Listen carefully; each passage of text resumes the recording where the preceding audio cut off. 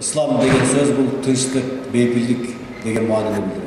Демек, исламда ешқандай қаршылыққа, зомбылыққа, райымсыздыққа жол жоқ. Азыркы тема белгілі журналист Мықтыбек Арстанбекте 15 минутыңыз бар, исламофобия деген тема келді. Assalamu alaikum. Hurmatli tuğanlar, assalamu alaikum. Birinchidan, uyushtiruvchilar Alloh subhanahu va taolo razı bizga shu mumkinchilikni berganingizga bugun chindirida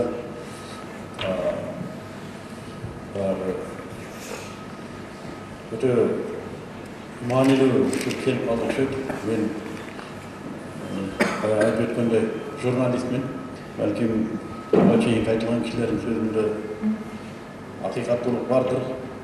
Jurnalistlerin içinde načarları ko'p. İşte gidiyor bayıf. Shunday zaman keladi, din aqırın jetib o'tadi. Biroq bir narsani boshida chechib qo'yish kerak bo'ladi. Bu din haqiqati kimga ochilgan bo'lsa, al ilimli bo'lavi, jurnalist bo'lavi, militsiya bo'lavi, jöneli usta bo'lavi, kim bo'lganidan qat'iy nazar al dinni keyingi boshqa birovga yetkazib amonati keladi ekan. Onun kesibine ko'z qarandi bo'lmagan amonat ekan bu. Eğer al ilimli bo'lsa da biroq dinni yetkazbese Alloh subhanahu va taoloning la'natini qiladi ekan. Men uqqandan ma'nosi shu, Qur'onda oyat bor, to'g'ri aytsam, o'nglab qo'yarsizlar. Allah subhanahu wa ta'ala ilimde alıp durup dindi caybazan eşek eteni var. Ben ilimdiyim degen menen dindi jetkirбесе, anın amanat Allah subhanahu wa ta'ala'nın aldığında öte o cumhuriyetçilikte. Alem oşan ettep çurulda bir jurnalist jetkirip atkan bolsa rahmat aytçı. Arapça atıldı caldысы tez жазалбаган jurnalistler var da, bilimli koy. Biroq uşu men unup kalgan bir ayatımda bir hadisimde jetkirip koyayım dep özünün turmuşun, üy-бүлөsүн Karabay uşul nesine cügür göründür var. Büyük günde jurnalistlerin içinde öte köp dinge hizmet ödöngü dilgir bolanmazlar var. Ben o şu taladan kelgen adam katar ederim. Biroq alardın biri de tilekке karşı bir жерден sabak albaydı. Nege?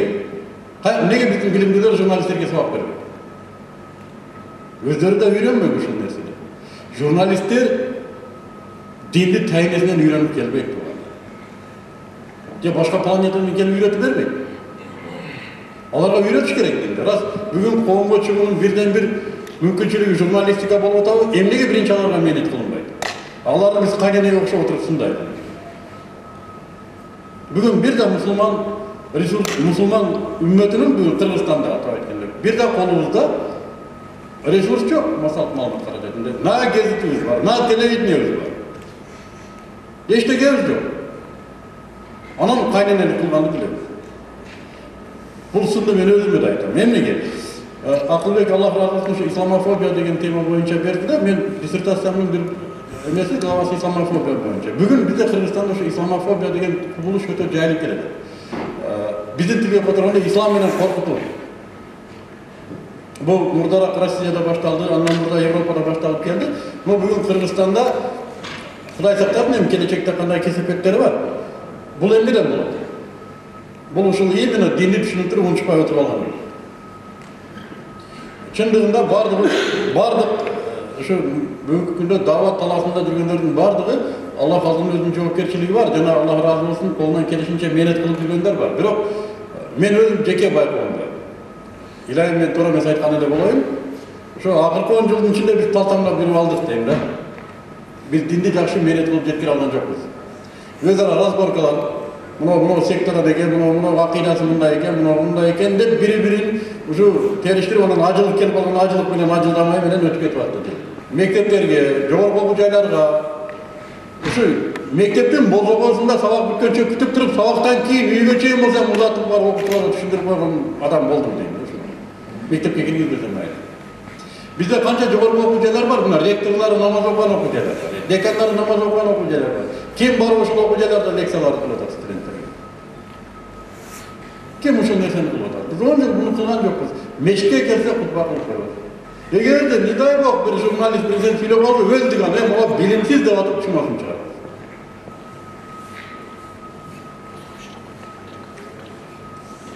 Terrorizm şu İslamofobiyadan keyinki etap terrorizm. Ne bu terrorizm? Terrorizm öz sözü korkutu da. Men ötkende bir yerde aytdım da biroq ko'p uşul sözdü koldadı. Bugün ideologiyalыk dengelde tereşüller var. İslam ideologiyası menen kapitalistik ideologiyanın ortasında tireşir var. Bu kimdir birovga jaksa da, jakpasa da, ыңгайлуу ыңгайсызбы бул ушундай факт. Буга чейин капиталисттик идеология менен коммунисттик идеологиянын ортосунда тирешүү болуп келди да, капиталисттик идеология коммунизмди жок кылды. Кытайда да жок болду. Эми ким калды десе, бул ислам идеологиясы калды. Ошол ортодо тирешүү бар. Капиталисттик идеологиянын да өзүнүн акыйдасы бар. Ошол акыйдасына ылайык өзүнө төп келбеген нерселер терроризм дей берет. Бул ушундай. Бирок биз айтып атабыз мамлекетте. Биздин мамлекет Кудайга шүгүр, азыр мамлекетти мындай колдошубуз керек. Мен мисалы үчүн мамлекетке каршы сүйлөгөн адамдарды кой дейм. Эмнеге? Биздин бийликтеги балдар Кудайга шүгүр. Намаз окугандар бар, башка жактан келгендер эмес, өзүбүздүн балдар. Алар али динге каршы иштей элек. Кудайга шүгүр. Бизде дагы мүмкүнчүлүк бар алар менен иштөөгө. Бирок эгер биз ушул бойдон текке бере турган болсок, могу капиталистик идеология менен ислам идеологиясынын ортосун мамлекет ажыратып бербесе бизге, мындан ары биз өзүбүздү да bir күн террорист болуп калышыбыз мүмкүн. Мүмкүн ушул нерсе. Бул жакында мына Өзбекстан башка мамлекеттердин тажрыйбасы бизге айтып турат. Ошон үчүн биз азыр ушул нерсени сурап атабыз мамлекетте. Дин менен терроризмди ажыратып бериңиздер. Кайсы дин жана терроризм каерден башталат? Мамлекет ушуну ажыратып берсе, анан биз мусулмандар ушуга карап жашасак. Мындан биягы кооптуу экен. Мунуусу мүмкүн экен деп. Анан экинчи проблема бүгүн бизде Кыргызстанда мен билгендер. Мына дин иштер боюнча өкүлчүлүк отурат. Мен билгендер, балким билбешим мүмкүн. Бизде тыюу салынган дини жана экстремисттик дейбиз, террористтик дейбиз, адабияттардын тизмесин мен таппадым. Кайсы китептерди окуганга болбойт бүгүнкү күндө мамлекет кайсыларга тыюу салат, кайсы китептерди жаюуга тыюу салынат, ушуларды да мамлекет көрсөтүп бериш керек. Не дай бог үйүңдө бир китеп болуп калып жүрбөсүн да. Мына ошол нерселер бар. Анан бул мен мындай бир өтө маани берип айта турган нерсе да.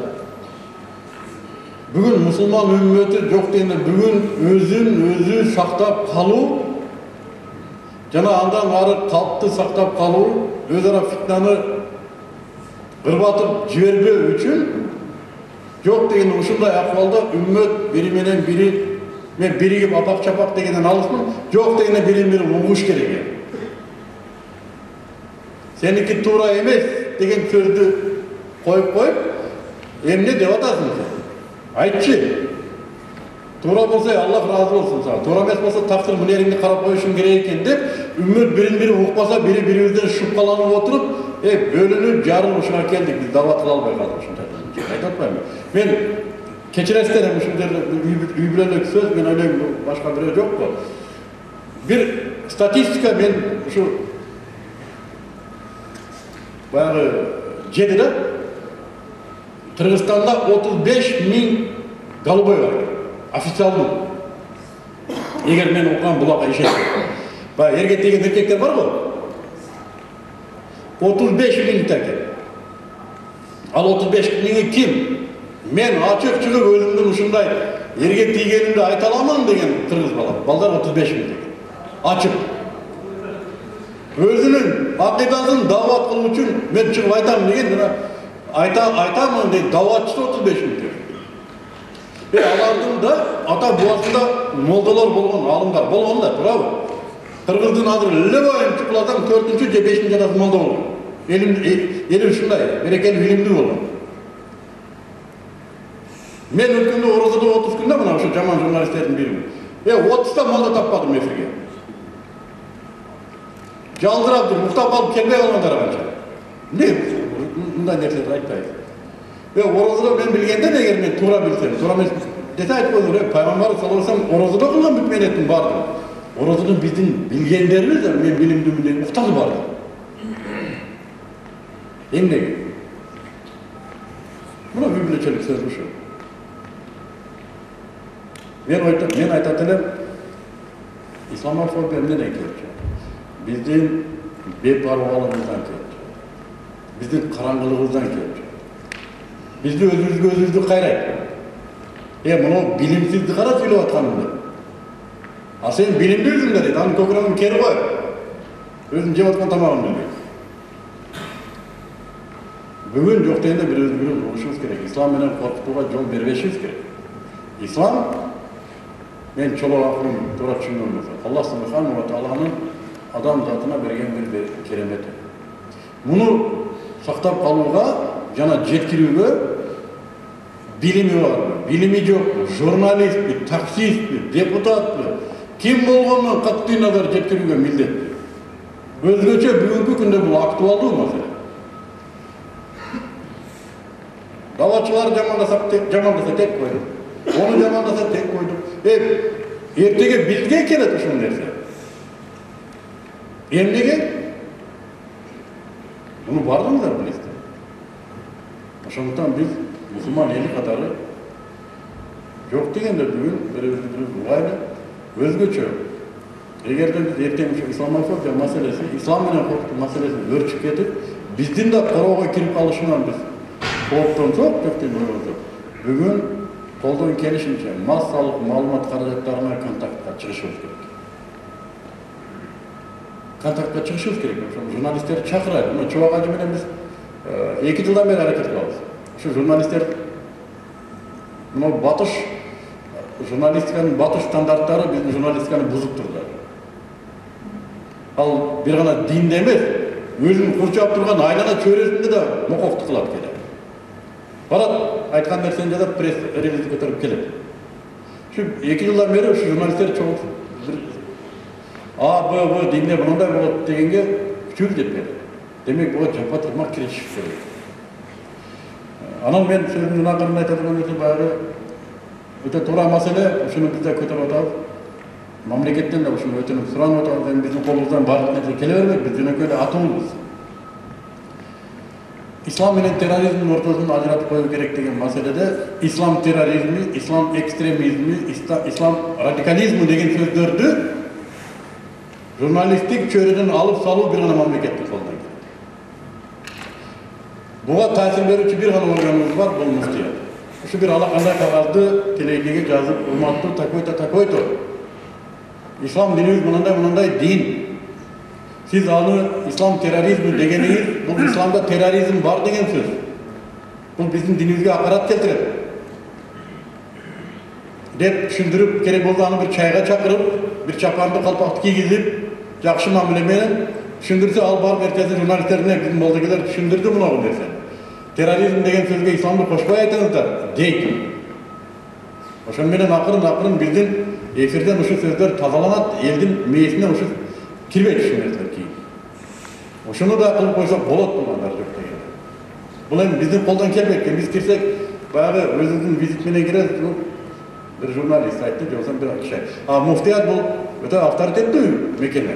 Мусулмандардын Кыргызстандагы бирден бир чоң мекемеси, бунун каты, бунун кайрылуусу орундуу. Эсептешет. Мамлекеттик институт эсептешет. Bizde bir 5-6 ele kanal var. Canlıklar ошондой көп нерсени айткан. Ушуларга bir 5 барак кагаз кетет. Колдон кезде жолугушуп даватта болот го. Теледен bir президентине дават кылып коюу жаман болот. Туган bir 15 мүнөт убактыңды бер. Ислам жөнүндө биз сага түшүндүрүп коелу. Мен билем десе, макул билсең да ушуну бир угуп коелу. Терроризм жок бизде исламда. Биз мындай динбиз. Терроризмди айтсаң, туура айта бер. Бирок аны мындай башкача жолу менен айт деп түшүндүрсө түшүнөт. Ал балдар биздин балдар, Англиядан, Америкадан же айдан түшкөн башка колонизатор эмес, биздин эле балдар. Аларга да маалымат жетпеген үчүн даже маани бербейт. Мен өткөндө бир эмеде айттым да чогулушта. Эмне үчүн силер Сирияны эле көрсөтүп атасыңар? Сирия, мен бир сюжетти көрдүм, бир аял акчаны мынтип, мына биз мынчадан таап атабыз дегенинен бери көрсөтүп атат да. Ve 1000 rubl üçün Rossiyaga pol jugany ketip aткан үй бүлө Сирияга кетпей ошону көрсөт. Мен айтам, Сирияга өзүңүздөр үгүттөп берип атпайсыңарбы? Десе мен ушуну ойлонбоппуз дейт. Демек, бирибизге бириз ойлонтуу үчүн бизге нерсени эринбей жеткирип коюш керек да. Отуруп алып, муналар мынтип атат, муналар мынтип атат дей берсек, бул кайненеликтен не пайда? Антпештин барып түшүндүрүп айтыш. Аллах разы болсун, маалымат үчүн. Турсунбай эге жөнүндө сөз айтып кетти го. Мен Турсунбай эге ушуну айткам. Турсунбай эге таксини халал кылып бердиңиз деп. Ажым дейт Турсунбай эге. İslam'da soygunluk halal mı haram mı diyor? Haram diyor. Şu taksilerin 90% soygunlar taşıyıp nime değil. Onu çıkar çünkü. Taksiye birinci klient ayal olsa, ikinci klient erkek otursa bana öyle öyle. Benim kadınlara yapıyorum diye. Bilmedim de. Şoför, arkada sizin ayalınız otursa, tişte bana öyle. Bilmiyorum. Buna şunu eski tutup, ben şunu ettim hacıya. Ben onu şöyle külüp koydum. Bu hacıya bu halal benzin koyuş gerek, halal asfaltta yürüyüş gerek bu takside. Bizden bu şunu tutuyor. Belki o jurnalist, bayanlar jurnalist bayağına çeyin olması gerekir terörün. Bizden ketse geçiresler, özümün tuğanlarını, bradarlarını, büyük kantına ettim. Antkeni bugün biz menet olmasa bilesiniz bir en bir çoğun kısım. Men bugün kıcalat olup taşıyorum. Ertege men de terörist olup kalışım mümkün. Men kıcalat mı özüm? Men kılıp atkan işim belki terörist emez. Ona Orozada 30 gün degen çıktı efirge. Bir aydan keyin bana ugalını del açabız dep çıktı. O din işlerine ekspertiza beriptir, ne dep cevap berip bilmem. Yaxşı cevap berişse gerek endi. Garantiya yok da demek şunu biz ajratып alışımız gerek. Anam düşündürüşümüz gerek. Allah razı olsun. Azizga tereң biraz bildiremiz. Öte muanilүү sözlerdi aytты.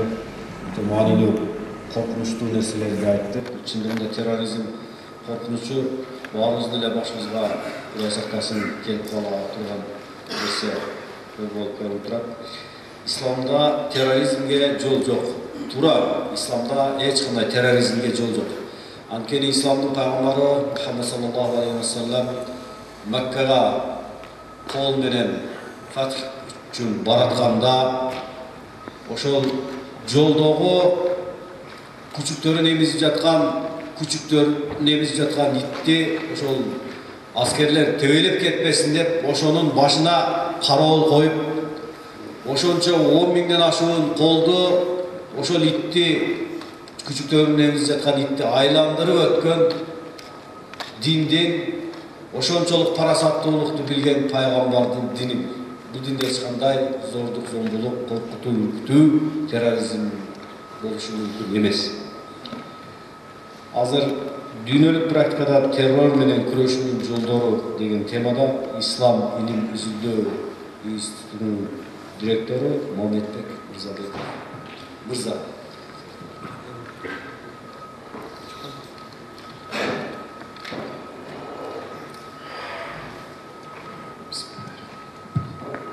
Assalamu alaikum.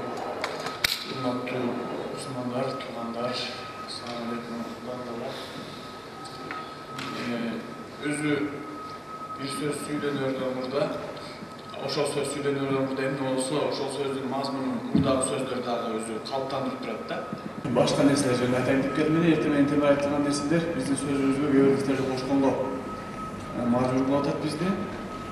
Эми кыска sizlerle vaktimizde almasından özümün fikrimi ayıp ötüyün. Bir mesele ötürüldü bu yerde. Bu ideoloji meselesinde. Bu kapitalizmin, İslam'ın alternatifi aytıldı da. Özü İslam dini akıklı mezginde ideoloji katar kabul alınmadı. Biznes plan қатары kabul alınmadı. Siyasi proyekt қатары kabul alınmadı. Жана жеке авторитетти көтөрүш үчүн колдонула турган бир нерсе катары кабыл алынат да. Дагы жолу кайталап коеюн. Ислам дини ислам дини катары кабыл алынбай эле акыркы мезгилде идеология катары, саясий проект катары, бизнес план катары жана авторитет табыш үчүн же болбосо жеке кызыкчылыктарга жетиш үчүн колдонулган бир инструментке айланып калды да.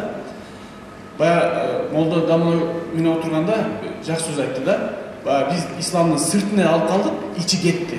Ичи каякта өлкө мамлекеттерде адамдар мисалы үчүн эмне үчүн жана көчмөндөр, качкындар Сирияда, Ирактан каяка качып атышат? Европага качып атат. А эмне үчүн Сауд Арабияга качпайт? Же болбосо мусулман мамлекеттерге эмне үчүн качпайт? Себеби алар жашай турган жер ыңгайлуу жер, тынч жер, ушу Европа болгон үчүн Европага качып атат.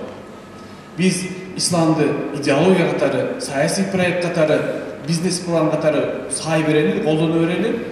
Ал эми чындыгында исламий жашоону, исламды дин катары калыптандырган башкалар болуп атат.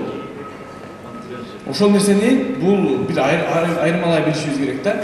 Эгерде ислам саясий проект болгондо, же болбосо бизнес план болгондо Мухаммед алейхиссалату вассалам Меккеде эле ишке ашат болчу. Кандай кылат болчу? Бийликти бергенде алат болчу. Бир колуна бийликти бергенде туурабы?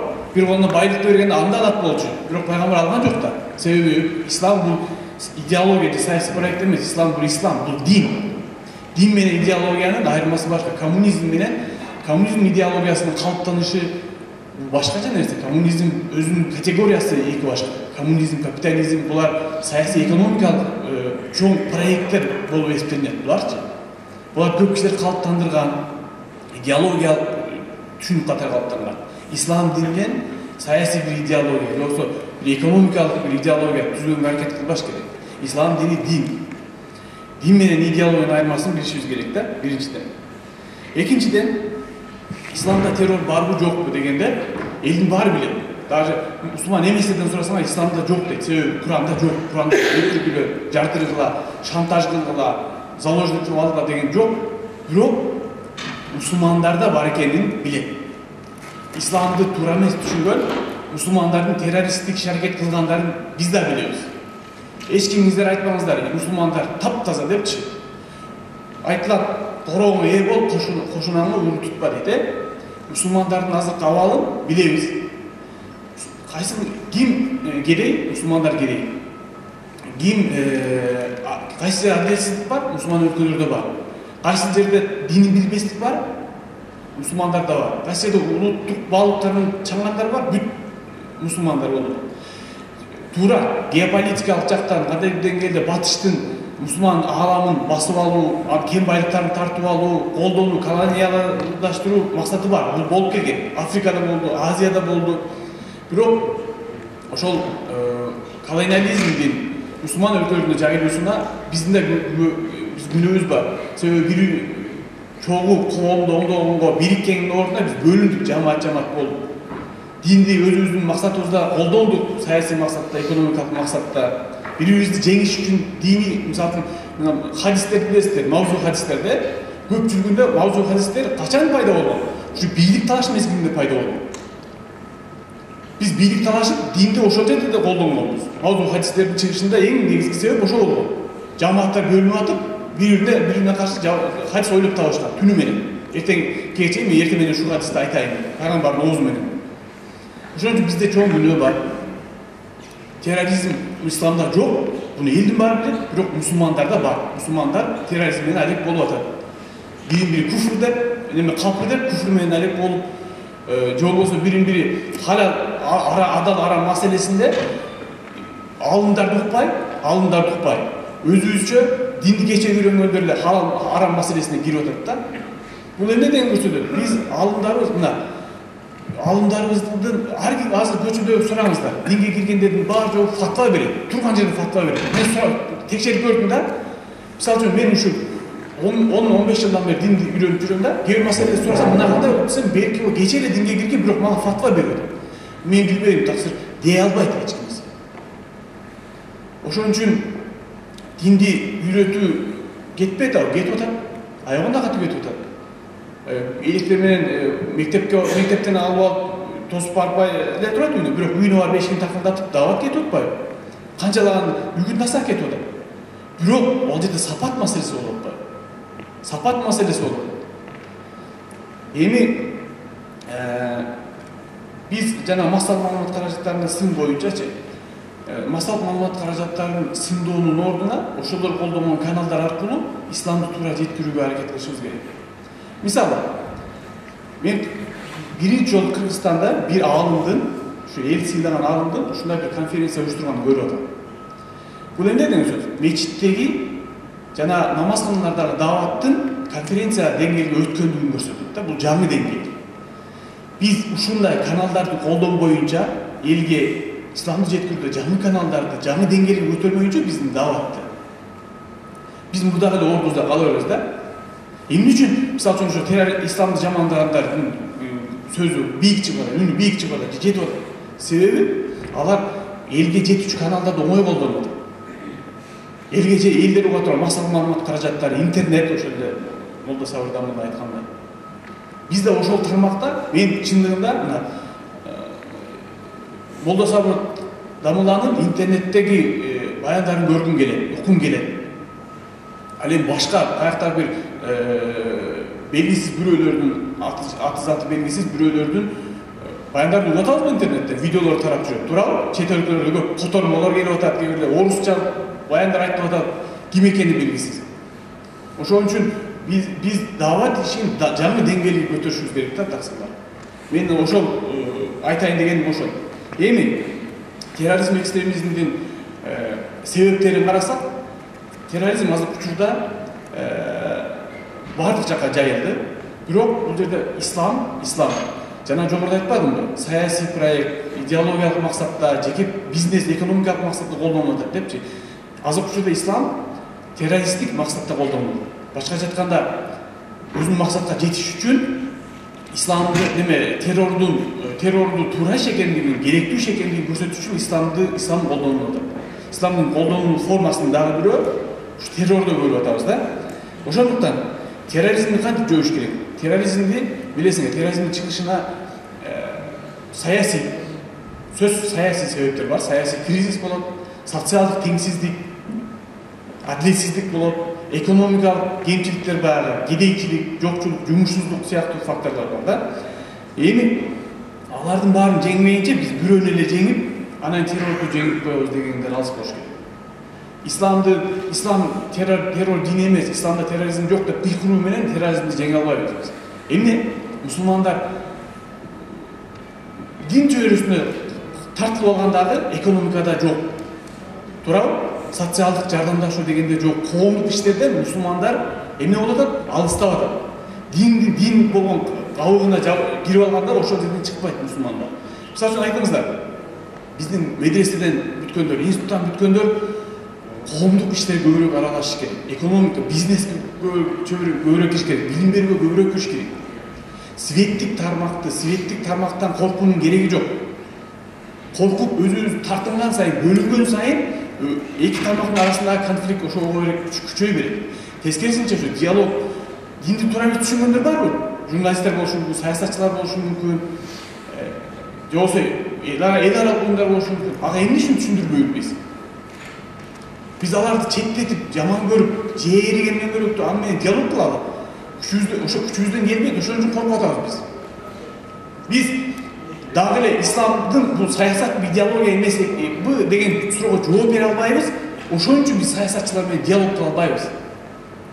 Саясатчылар отуруп бир маселени, коомдук маселени чечүүгө бир жерде бир орток, жалпы бир немени жайды таппай атабыз да. Биз өзүбүздү бөлүп атабыз, болушу. Мусулмандар болушуча бөлүп атат. Анан ким жаман? Закондор жаман, закондордо жок. Терроризм менен исламдын айырмасын кантип билебиз? Мамлекет буну терроризм эмне экендигин жазып атканда эле мыйзамдарга жазып койгон. Терроризм менен күрөшүү деген 2005-жылы кабылган мыйзам бар. 2006-жылы экстремизмге каршы күрөшүү мыйзамы бар. Ошол жерде эмне деп атат? Терроризм бул кандайдыр максатка жетиш үчүн коркутууну колдонуу, зордук, зомбулукту колдонуу деп атат. Болду. Исламда бар ушул нерсе? Жок. Пайгамбар, эгер болгондо пайгамбар кылмак ушуну. Пайгамбар заложник кылып алмак жүздөгөн кишилерди шантаж кылып алмак максатына жетмек. Пайгамбар алейхиссалату вассалам эч качан азык учурда террористтердин методун колдонгон эмес. Ошол эле карайлы, пайгамбардын тарыхын Карасаңыздар, мисалы үчүн Меккеге киргенде бир да адамдын мурду караган эмес, туурабы? Бар жоон кечирген пайгамбар. Азыркы учурда мисалы үчүн ошо игил деген нерсе кирген айылдарды кыздарды зордуктап, кулчулукка алып, күнчүлүккө алып, ал эми эркектен атып атат. Көп видеолорду карабайсыздар. Ошон үчүн террордун колдонгон методун пайгамбар колдонгон эмес. Биз ошол нерсени даана айтышыбыз керек да. Эми менин эң негизи бул жерде бүгүнкү мен үчүн маанилүү болгон нерсе ошо биздин алымдардын ушул түшүндүрүү иштеринде коомчулук менен иштеше билүүсү, жаңы деңгээлге көтөрүлүүсү, мечиттен чыгыш керек бираз мечиттен чыгыш керек, коомго аралашып, молдо сабыр Дамбуланы мен чын жүрөгүмөн колдойм, өз тийбесин, ошол иштерди көбүрөөк кылышыбыз керек. Интернет аркылуу, жаштардын баары интернетте отурат. Китеп окугандар азайды. Виртуалдуу дүйнөдө киберпространство деп атпайбы? Бул интернет колдонгондун саны көбөйдү да. Ошол каналдар аркылуу биз жаштарга исламды жеткиришибиз керек. Чыныгы исламды. Анан дагы бир нерсе, чыныгы ислам дегенде бир нерсени айтып коюш керек. Чыныгы ислам айтпайбы? Таза ислам деп атышат, меники таза ислам, мен чыныгы мусулманмын деп атышат ар ким. Ошону ойлосок табигый нерсе. Ар бир жамаат өзүнүн чыныгы бар, 73 фырканын 73-чүсү 5 биле турган фыркамын деп айтат ар бир жамаат. Бирок буну айта укугу бар. Бирок бул нерсени тамгылоо, жок мен гана сен кемсинтүү 72-си. Туурабы? Же болбосо башка бир мусулманга караганда исламды менчиктештириштин эч кимдин укугу жок. Исламды кандай түшүнүү керек экендиги жөнүндө ар кимдин өзүнүн потенциалы бар, өзүнүн акыбалына жараша исламды түшүнөт. Бирок ошо түшүнгөн өзүнө гана караштуу нерсе. Бирөөгө мен чыныгы мусулманмын, мен таза мусулманмын, мен өрнөк мусулманмын деп айтканга эч кимдин укугу жок. Бизде бир эле өрнөк бар. Бул Мухаммед алейхиссалату вассалам. Бизде бир өткөндө бир алымдын сөзүн окуп калдым. Дүйнөгө таанымал бир алым мынтип айтат. Бизде исламды менчиктештирип алдык деп атат да. Ар бир жамаат исламды менчиктештирип алды. То есть эң туура исламды мен билем, биздин жамаат билет деп атат. Жана ар бир алым мен билем, эң туурасын мен билем деп. Жок, андай эмес. Мен да исламды бир өзүмдүн акыбалыма жараша чечмелеп атам. Мына мен чечмелеген нерсе бунуку да туура болушу мүмкүн, бунуку да туура болушу мүмкүн, адашып калышы мүмкүн деген кичпейилдүүлүк жок болуп атат да азыр. Радикализм ушул жерден чыгып атат. Радикализм деген меники туура, мен айткандай болот. Мен гана туура билем. Чындыкты мен билем, исламдын өкүлү менмин дегендер, ошол радикализм. Ошон үчүн урматтуу таксырлар, жамаат, бул ислам аманат. Ислам бизге сунулган, ар ким өз акыбалыбызга жараша түшүнөбүз. Бирок ошо түшүнгөн нерсебизди башка бирөөгө таңбалабайды. Анан кийин конфликттин ордуна бир аз диалог, бир аз келишели, бир аз орток пикирди эметели, жакшы жагыбызды көрөлү. Анан кийин бирибизди мындай эметиштин кереги жок да. Акыбалыбызга исламды түшүндүк, болду. Ошону жашайлы. Аны таңуулаштын кереги жок. Ар кимди пикирине, ишенимине, кылган ибадатына сый көрсөтөт. Ошону мен айта турган. Ассаламу алейкум. Сизге дагы терең ыраазычылык билдиребиз, институттун ишине дагы ийгилик каалайбыз. Азыр бул жерде ислам идеология деген жөнүндө дагы сөздөр болду. Жана Муктар ажекебиз исламофобия тууралуу дагы маалыматтарды айтты. Мен ошол жерде оюма бир нерсе келди. Ислам терроризм деген нерсени ажыратып бөлүү деген маселеде бүгүнкү күнү дүйнөдөгү эң чоң көбөлөрдүн бири жана ошол эң чоң террордук актылар жасалып аткан аймактар бул жакынкы чыгыштагы болуп аткан окуялар жана ал жердеги Даиш дейбизби, ИГИЛ дейбизби, ИГИШ дейбизби, мына ушул нерселер. Бул нерседен ким утуп жатат, ким уткуруп жатат? Мен кыскача гана маалымат катары айтып кетейин. Менин оюмча ал жердеги окуяларда болуп аткан, же болбосо ошол жерде актларга катышып аткан адамдар бул жон гана жанагы тапанчанын же болбосо автоматтын огу сыяктуу эле нерсе. А окту жасаган, ал жерде тапанчадагы ошол күрчөктү кармаган жана аткандар башка. Ал жердеги көшөк артындагы нерселер. Бул жерден мусулмандар уттуруп жатат. Ал эми дагы туруп жаткан жагы мына ушул исламга терроризмди жабыштырып жаткан нерсе ислам мамлекети деген нерсени, ислам жана мамлекет деген эки ыйык түшүнүктү мындайча айтканда булгап тебелеп тепсеп, мындан кийинки жашоодо, мындан кийинки кылымдарда ислам мамлекети деген түшүнүк же болбосо аң сезим же болбосо кандайдыр түзүлө турган түзүмдөр же болбосо мусулмандар ислам ааламынын биригүүсүнө каршы бир мындайча айтканда калкан кылып жек көрүүчүлүк алдын ала ислам мусулмандардын башын бириктирүүгө оор казылып жатат. Ушул жерден мусулмандар утулуп жатат деген ойдомун. Азыркы дагы ушул кыскача 5 минут алып биз мындан кийин 2-3 жарыш сөз бар. Жарыш сөзгө Борбор шаарыбыздын казысы урматтуу Даңлабыз Садыразыкеге сөз берет. Бисмиллахир-рахманир-рахим. Субханака ла илма лана илля ма 'алламтана иннака антал алимул хаким. Rabbi shrah li sadri wa yassir li amri wahlul 'uqdatam min lisani yafqahu qawli amma ba'd. Hurmatli cemaat, hurmatli musulmanlar, birinciden maqtov jana alqış dünya yüzündeki padişalardı padişa kılıp padişaların üstüden hükümünü жүргүзгөн Allah Rabbul İzzat üçün maqtov jana alqışlar olsun. Bizdin akırını peygamber dünya yüzüge iman, ıntımak, dostluk, birimlik jelegini jelbiretken, jetimdin başını sılagan, cesirdin avalını sulagan bizin akırgı peygamberga Allah'ın rahmat jana salamı olsun. Kırgızda bir жақшы söz var. Her bir insan özünün kindigini özü kesken emez. Özünün ölügünü özü kömgen emez. Özünün toyunu özü ötküzgen emez. Şol üçün ustazыбыз Damınaga rahmat jana alkış aytabыз. Daim şunday жақшылык işlerge sebepçi bola bersin. Adamlar aytar, davatın zatı başka, davatçı başka değil. İslam'ın zatı başka, Müslüman başka.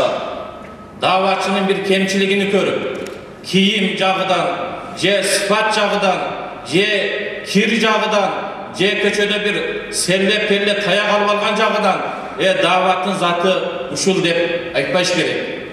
Müslümanın bir kemçiligini görüp, İslam zatı uşul eken debeş керек. İslam dini en bir taza din. İslam dini jalpı adam balasını birimdikке, dostlukka çakırgan din. Peygamberimiz sallallahu aleyhi ve sellem'in doğru, en bir kıyragan doğru ile, en bir zombuluktun doğru ile, Peygamber sallallahu aleyhi ve sellem kerbesten aldın. Hazraç ruhu menen, Avs ruhu, 3 kılın birbirine soğuşup gelgen. Ortada Mümin degen padişalar öttü, Mümin degen beyler öttü. Bulardın başını biriktirgen yok, dostlukka çakırılgan yok. Bulardın başını kim biriktirdi? Peygamber sallallahu aleyhi ve sellem biriktirdi. İslam dini biriktirdi. Bizdin İslam dini, Peygamber sallallahu aleyhi ve sellem'den jalpı hadislerini kıranız. Hiç kaçan terörgü, ekstremizm, terörizm, radikalizmge yol vermek hürmetli cemaat. Peygamber sallallahu aleyhi ve sellem "Men lam yahtamma umuran muslimina feleysa minna." Kim jalpı mo'min musulmanlardın işi boyunca kamkorluk körmese, al bizden emes degen. İkinci hadiste Peygamberimiz sallallahu aleyhi ve sellem aytadi: "Man da'a alal asabiyyati feleysa minna." Kim uruğa çakırsa, sen Kırgız, sen Özbek, sen Tatar, al bizden emes deyip. Peygamberimiz sallallahu aleyhi ve sellem "Ya ma'şeral Kureyş, ma baynal fark baynal acam vel acam, ma baynal asvati vel abyaz." Ey Kureyş cemaati, Arap menen acamın ortasında hiç kanday ayırma yok. Ak menen karanın ortasında hiç kanday ayırma yok. İlla bir takva, bir gana takvaçılıkta ayırma var dedi. Takva kim?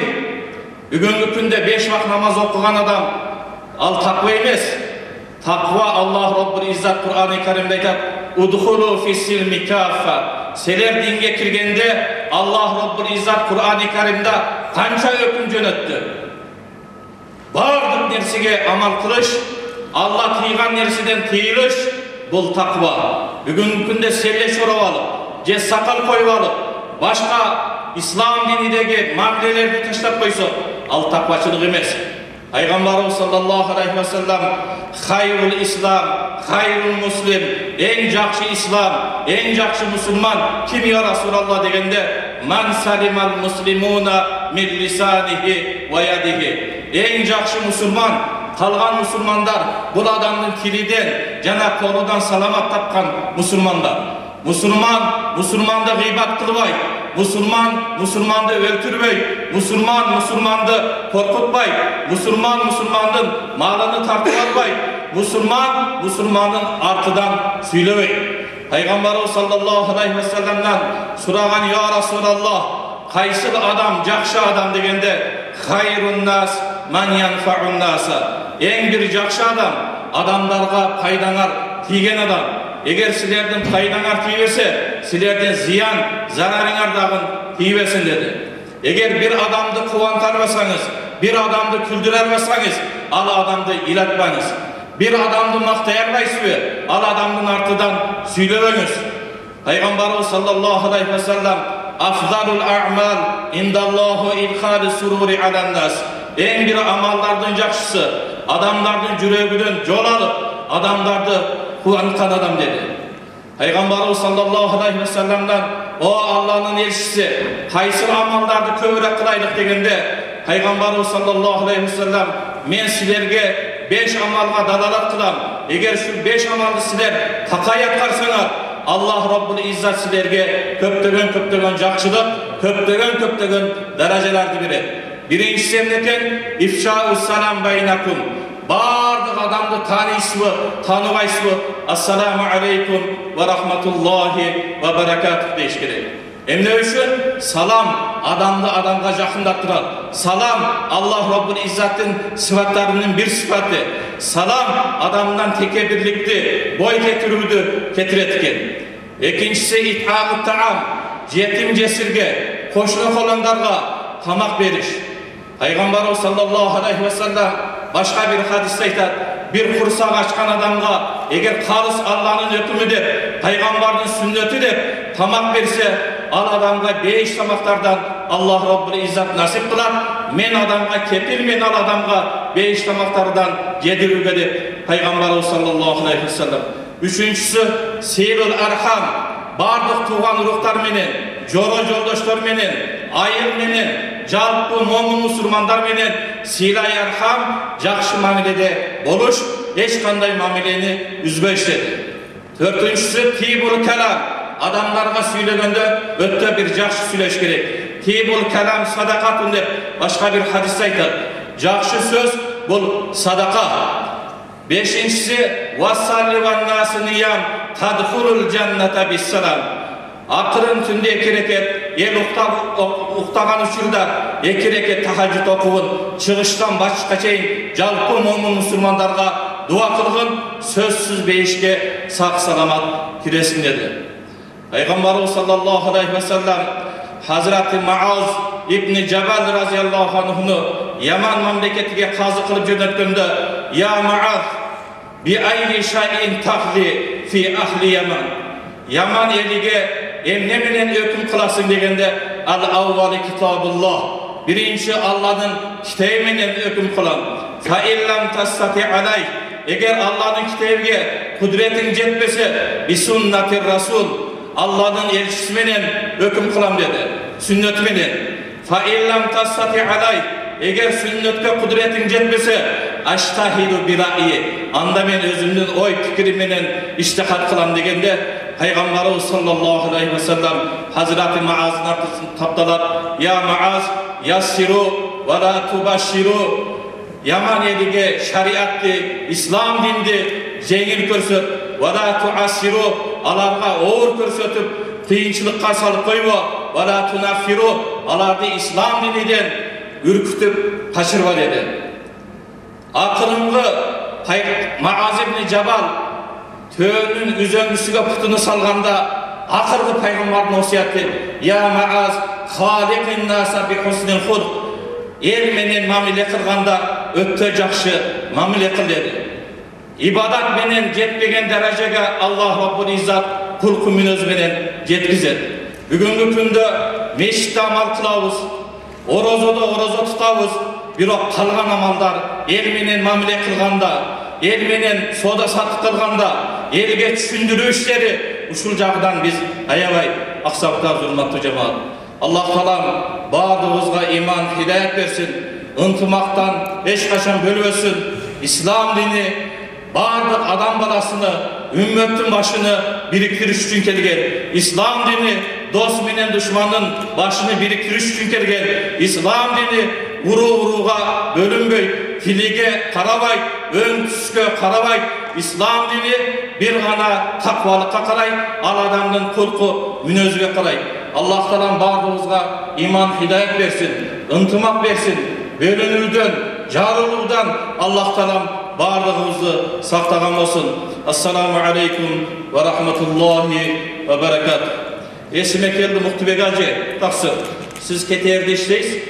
Мана бир терроризмни көрсөткөн учурда, телевиденияларда, бардык немелерде центральный мешитти көрсөтөт, андан кийин Абдушукур Таксырдын мешитini көрсөтөт да, фон кылып туруп. Андан кийин центральный мешиттин ичиндеги 4 таспи тарткан адамды көрсөтөт. Бул эмнеге ишара? Бардык эл ушул терроризмди, жамандыкты баштагандар ушул мешиттин ээлери экен деп далалат кылабы же ошол нерсеге ишара кылабы? Бул нерсени аманат катарында тасып ушул журналисттерге көрсөткөндө ислам динге бир сөз менен салым коштусоң дагы кыямат күндө Аллах Раббул Иззат ошонун салымын берет. Ибрахим пайгамбарды Аллах Намрут алейхилана отко таштаганда Шаблакей бир уртам сууду алып туруп: "Эй Ибрахим Халилулла, бүгүнкү күндөн залым Намрут сени отко таштады. Саңа болгон жардамым, саңа болгон мээрим, саңа болгон махаббатым ушул менин бир тамчы суум Намруттун отуну өчүрө албаса дагы саңа болгон менин не жардамым" деп туруп ушул эмени таштаганда Ибрахим пайгамбар дуа кылган экен: "Аллах, ушул калдыргач, ушул чабырекей кыяматка чейин момун мусулмандардын үйүнүн төрүндө үй салып эркелеп жүрө берсин" деп. Мана бүгүнкү күндө бир чочун, чымчык же төгүшкөн үйгө кирсе кууп чыгасыз, бирок чабырекей кыяматка чейин үй салып турат, эч бир адам анын үйүнү бузганга, аны үйдөн кууп чыкканга журат кыла албайт, урматтуу жамаат. Аллах Раббул Иззат бардыгыңыздарга иман, топок, хидаят, жакшылык иштериге Аллах таалам себепчи кылсын. Кыяматка чейин өлө-өлгүчө динди бизден мурунку аалымдар кандай аманат сактап бизге тапшырган болсо, биз дагы кийинки муундарга аманат тапшырышлыкка Аллах таалам топок, хидаят берсин. Алла таалам разы болсун. Тегерек сөздө жыйынтыктоодон алдым. Азыр Расул Акрам Ислам институтунун окутуучусу дагы дамлабыздын адаш экен, Садырдын устаздыгы чакыралы. Ал кишинин дагы кыскача терроризм боюнча айтып даярдаган темасы бар экен. Келиңиз. Алхамдулиллахи раббил аламин ва лаакибату лил муттакин. والصلاة والسلام على رسولنا محمد وعلى آله وأصحابه أجمعين. السلام عليكم ورحمة الله وبركاته. Birinchidan ошол өзүмдүн устаздарыма салам айтып, жана ушул жерге келген бир тууган момун мусулмандарга ыраазычылык билдирип, бул жерде биз ушул алган сабагыбызды ушул устаздарыбыздын алдында негизинен катары бир аз айтып өтүп кетмекчибиз. Эми биз айта турган нерсе ушул ислам дининде бүгүнкү күндө айтып атабыз, терроризм исламдан эмес, же болбосо бөлүнүп жарылуу бул исламдан болбогон нерсе деп айтып атабыз. Ушул нерсе кайсы жактан келип чыгып атат? Ошол жөнүндө бир аз аят, хадис жана уламалардын айткан сөзүн бир аз айтып кетсек, Хасан Басир рахматулла алейх ушундай деп айтат, ошон аулиялардан болуп өткөн ал киши айтат, кимде Алла Тааланы туура тап тааныса дейт, ал киши дейт сөзсүз Алла Таала менен дос болуптур дейт. Endi kimdeki uşul dünyany tak kanday uşul dünya çınlığında kanday oşol to'ra tandasa deyt, al kişi deyt oşol dünyany düşman tutupdur deyt. Endi oşonda ele oşol awliya aytkanday ele kimdeki eger çындap İslam dinini tanıgan bolganda al kişi hiç kaçan terörist bolbойт эле. Жана Каракез Замин Каракке айтып кетти, ушул kimde kim Müslüman bolsa al terörist bolbойт, terörist Müslüman bolbойт деп атат. Ошол мен айтар элем kimde kim eger чында Müslüman bolsa ал киши терörist боло албайт. Бирок терörist болгон киши Müslüman болушу мүмкүн. Себеби Пайгамбарыбыз саллаллаху алейхи ва саллям ушундай жахилият учуруна келгенде, ушунча жахилиятты өзүңүздөр билесиздер, ага чейин арабтар эмес, ага чейинки башка коомдор дагы өздөрүнүн кыздарын, өздөрүнүн бир туугандарын, өздөрүнүн тууган эмелерин канчалык деңгээлде ушунчалык азаптап ошентип жашап келип атты. Бирок ушунчалык инсандык сыпаттан чыгып кеткен инсандарды Алла Таала ушул пайгамбарыбызды жөнөтүп туруп, пайгамбар аркылуу ошолорду исламга келтирип, ошолорду мынакей күндө Алла Таала бүт барынан ыраазы болгон кишилер деп канчалаган нерсеге жетип атат. Ошон үчүн бул жерде ислам дини терроризм эмес деп айтылып койбосом, биринчи эле терроризм эмне нерсе жоёт дегенде биз айтабыз, аны ислам гана жоёт. Башка эч бир fikir эч качан ой пикир жое албайт. Бир гана исламдагы ой пикир гана ушул терроризмди жоёй турган нерсе ушул. Себеби пайгамбарыбыз келгенде рахматаллил алами болуп бүткүл жойгон нерсе ушул ислам дини болуп атат. Эми бул нерсе жанагы айтып кете турган нерсе жанагы эми ар ким эле ушул биз ушул ислам динине кызмат кылып жатабыз деген нерсе мен чыгып атабыз. Ушул нерседен чыгып ар кандай бөлүнүп жарылып келип атат. Бунун негизги себеби да ушул эмне илимдин жоктугунан болуп, же болбосо илимдин аз экендигинен келип чыгып аткан нерсе. Бирок ушул батыш тараптан бир чоң окумушу айтып кеткен экен. Мен ислам дининин пайгамбарлары Мухаммад пайгамбар айткан нерсени, илим жөнүндө айткан нерсени окуп таң калып калдым деген экен. Ал киши айткан экен, ислам дининде карасам дейт, талабул илм фаризатун ала кулли муслимин ва муслиматин деп айтып кеткен экен дейт. Мындан келди, бул ислам дининде эч качан аял менен эркекти илим алууда бөлбөйт экен деп. Ушунчалык таң калдым. Аялга дагы эркекке дагы илим алуу ислам динин парз болгон дин экен дейт. Экинчиси дейт, эми аял менен эркекке парз болгон нерсе ушул bir orunga, bir makanга taandıkmı деп ошол жөнүндө излесем дейт, андан жол мындай деп таптым дейт. Пайгамбарыбыз саллаллаху алейхи ва саллям ушул хадисин айтып атат, "Утулубул илм валау бис-син" деп. Илимди изилдегин, эгер ошол илим ала турган болсоң, ошол ала турган илими Кытайда болсо да ошол жака чейин бар деп. Кытай деген максат бул жерде ушул Кытайдын максаты эмес, ушунча алыс болсо да ошол жерге барып илим ал деп. Значит, бизде орун жагынан эч бир чектеген жок. Алхамдулилlah, ушунча биздин азыркы студенттер ушул сырттарга чыгып, алхамдулилlah илимдерди алып, бар кайсы устаздар менен илимдерди алып, жакшы нерселерди үйрөнүп келип атат. Эми жанагы окумуштун, башын окумуштун кишиси заман жагынан пайгамбар, ислам дининин пайгамбары кандай нерсени айтып кетти? Заман жагынан чектеп койду. Азыр бизде чектеп атпайбыз, 7 жаштан мектепке барат, 11-класска чейин. Анан институт же университеттер 4 жыл, 5 жылга чейин, HPS магистратура ушундайга чейин чектеп коюп атабыз. Бирок ислам дининде бул заман жагынан карасаңыз дагы пайгамбарыбыз саллаллаху алейхи ва саллям айтып атат, "Утулубул илм минал махд илал лахд" деп. Төрөлгөнүңдөн баштап өлгөнгө чейин илим изилде деп пайгамбарыбыз бул нерседен заман жагынан дагы илим деңгээлин чектеген жок. Пайгамбарыбыз саллаллаху алейхи ва саллям Алла Таала мухатап кылып, хитап кылып айтып атат, "Рабби зидни илмен." Сен ушундай деп дуа кылгын деп. Ошон үчүн бизге дагы эмне ушунчалык илим керек болуп атат. Жанагы периштелер, шайтан дагы Алла Таала ушул инсанды жараткан учурда дагы эмне нерсени ката кетип атат, илимин азырдан же илимин жоктугунан. Алла Таала инсандарды жаратты дагы ошол жерде айтып атат, "Инни жаилун фил арзи халифа", мен жер бетиге орун басарды жаратамын дегенде, ошол учурда периштелердин илими аз болуп айтып атат. قالوا أتجعل فيها من يفسد فيها ويسفك الدماء ونحن نسبح بحمدك ونقدس لك. Ey Allah'ım, sen uşul cer betine kan toyup, uşunday jaman jumuşlarını kıla turgan nersenin özüne orun basar tutup şaylaysan mı dep kan kalıp uşuna silahı. Oşunda Allah Ta'alam joğu emin oldu. "İnni a'lamu ma la ta'lamun." Hiç kaçan men uşunday adiletli uzakım. мен райымдылық затында өзімнің башка сыпаттарга таянған жоқ. Алла Таала ошондо айтып атат: мен илимдүүмүн, мен билүүчүмүн, силер билбейсиңер. Инни а'ламу ва ла та'ламун. Силер билбеген нерсени мен билемин деп ошондо Алла Таала мындан периштелерге ушул нерсени айтып атат. Жөн болсо ошол жерде шайтан ошол нерсени айтып атат, илими жоктуктан айтып атат.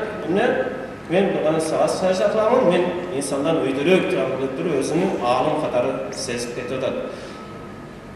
Ошондуктан биз ушул жанагы бөлүнүп жарылып же башка нерседен эмнеден чыгып атат, же илим азыктан, же илим жоктуктан Пайгамбар саллаллаху алейхи вассалам учурунда эч бир бөлүнүп жарылуу деген нерседен болгон эмес. Бүт бар ла иляха иллаллах Мухаммаду расул деген келменин астында болуп келген. Бүгүнкү күндө ширк деген нерсе, иман деген нерсе десең, ар өз карашы боюнча ширкти өзүнчө бир тариф кылып, чечмелеп, ошол аркылуу бирөөдүн мушриксиң, бирөөдүн муъминсиң деп айтып кетип атат. Чындыгында да ошол мушрик деп айтыш үчүн ширкти жакшырак билишибиз керек. Ширкти эмне деп тариф кылабыз, ошону тагыраак билип алышыбыз керек. Же болбосо ширк бирөөнүн мушрик дегенден кийин эле ошону өлтүрүшү халалбы деп Кур'ан Каримде Пайгамбарыбыздын хадисине карасаңыз, эч качан алга да жооп берген жок. Алла Таала Кур'ан Каримде айтып атат: "Асазбила фaqatilu aymatal kufr innahum la aymana lahum la'allahum yantahun." Алла Таала айтып атат, ушул кафирлардын ошолордун башчыларын өлтүргүлө деп атат. Эч качан эмне үчүн өлтүрүлөт? Innahum la aymana lahum деп атат. La imana lahum деген жер жок. Аларды өлтүргөн, алардын илими жок. Иманы жок кишинин мушрикти өлтүргөн жер жок. La aymana lahum. Себеби аларды өлтүргөн ушул кафирлардын башчылары. Себеби силер ислам динин таркатууга алар тоскоолдук берет. Алар менен канчалык келишим түзбөгөн, эртесин ошол келишимди жокко чыгарып, таанып берет. Ошончо Алла Таала нерсени айтып атат. Кечирсиздер, убакыт кыласы үчүн баарыңыздарга Алла ыраазы болсун. Баары ислам дининде ушул чындык ислам дини рахмат дини болуп, акыркы кыяматка чейин ушул рахмат дини болуп кала берсин. Ассаламу алейкум ва рахматуллахи ва баракатух. Бүгүнкү тегерек үстөлдө атайын белгиленген убакыт соңуна чыгып жатат. Жыйынтыктоодон алдын бүгүн эмне маселелер жана кандай сунуштар айтылды, ушуларды корутундулай кетсек. Эң биринчиден бул тегерек үстөлдүн уюштурулуусу жана мунун аталышынын өзү эле эң туура кадам, эң туура сөз, эң туура ой болду деген көз караштар, бүтүмдөр ар бир катышуучулар тарабынан айтылды. Анан албетте бул нерсени демилгелөөдө устазга айрыкча Молосон Дамылага терең ыраазычылыгыбызды билдиребиз. Ошондой эле бүгүнкү тегерек үстөлдө эң биринчиден биз айрыкча диний тармакта иштеген ишмерлер, дамылуулар, устаздар жөн гана бир билимдик деңгээлди коомчулукка сапат жагынан алып чыгуу, коомчулук менен тыгыз байланышта болуу. Мына ушул маселеге да басым жасалып, ушул нерсени сунуш катары айтылды. Ошондой эле терроризм деген нерсенин, же болбосо террор деген нерсенин, же болбосо ошо террорду жараткан себептерди коомчулукка жакшы таанытуу, коомчулукка үйрөтүү, коомчулукка ушул нерселерден маалымат берүү жаатында дагы жакшылап көптөгөн иш-аракеттер жүргүзүлүшү керек деген пикирлер айтылды. Ошондой эле массалык маалымат каражаттары менен тыгыз иштешүү жана аларга динибиздин ушул асыл жактарын үйрөтүү жаатын жапатырмак окуу жайлар болсун, дин башкармалык болсун, ушул нерселер дагы ишке ашырууга көмөкчү болот деген ойдо жакшынакай пикирлер айтылды. Ошону менен катар устаздарыбыз такыбачылыкка, динди биз инсандардын жаман сапаттары менен эмес, такыбачылыгы менен, адеп аклагы менен, жүрүм туруму менен, тазалыгы менен үйрөтүп жеткириши шарт деген абдан жакшы пикир айтылды. Ошону менен катар мусулман инсан динди тек гана бир кийими же болбосо башка нерселери менен эмес, билими менен коомдогу окуяларга, коомдогу болуп жаткан иш-аракеттерге тыгыз катышып, активдүүлүгүн көрсөтүү менен дагы жеткирип, ушул маселелердин алдын алса болот деген жакшынакай пикирлер айтылды. Айтор баштан бери бул нерселерди дагы тегерек столдон кийин олтуруп кеңешип сунуштар боюнча дагы бир чакан бир макалаларды даярдайбыз Кудай буйрса. Алла таалам ар катышып жаткан, ушул жерде кулак салып жаткан баарыңыздарга терең ыраазы болсун. Келген кадамыңыздарга Алла таалам миңдеген, миллиондогон соопторду жазган болсун. Жана ушул жерде айтылган насааттар, ушул жерде айтылган сунуштарды колдонуп, мекенибизде тынчтык, ынтымак, береке болсун. Мусулмандардын ортосундагы, Кыргызстандагы жалпы мусулмандардын ортосунда Алла таалам биримдик, ынтымак, сүйүү берсин. Мекенибизде ислам дини ушул кезге чейин канчалык тездик менен өнүгүп жаткан болсо, мындан ары биримдигибиз менен, ортодогу сүйүүбүз менен дагы да алдыңкы саптарга чыгып, Кыргызстандагы жалпы жонунан мусулмандардын мындай айтканда үлгүлүүлүк жагынан элдин сүйгөнчүлүгүнө айланып, мамлекеттин дагы да колдоосун таба берсин деп тилейбиз. Жана мусулмандардын акыркы учурларда, окуяларда болуп көрүлгөндөй, ушу мусулмандарга болгон адилетсиз каралоолор, же болбосо ушундай камоолор, ушундай нерселерден Алла таалам баарыбызды сактап, эгер адилетсиз жерден соттолуп камалып жаткандар болсо, Алла таалам аларга иштерине жеңилдик берип, эркиндикке чыгарсын демекчибиз. Акыркы дуаны Мулла Сабырабаладан өзүнөн алалы.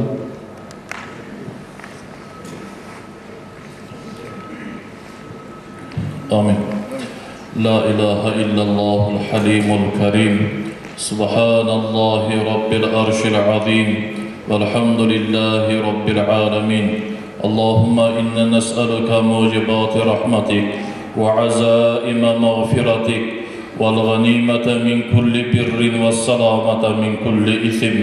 اللهم لا تدع لنا ذنبا إلا غفرته ولا هما إلا فرجت ولا مرضا إلا شفيت ولا دينا إلا قضيت ولا مسافرا إلا بلغت ولا حاجة من حوائج الدنيا والآخرة هي لك رضا إلا قضيتها يا رب العالمين. Allah Taala bugünkü jiyinimiz, bugünkü konferensiyamыздын ийгилигини, мөмөсүнү келечектеги муундарга Allah Taala талим катары, ахлак катары жеткизген болсун я Раббал Аламин. Чыгыштан башка чейин жалпы үммөттүн иман хидаятына, жакшылык иштерине Allah Taala баардыгыбызды себеп чыксын. Акырынгы сөзүбүз ла илаха иллаллах Muhammadur Rasulullah болсун я Раббал Аламин.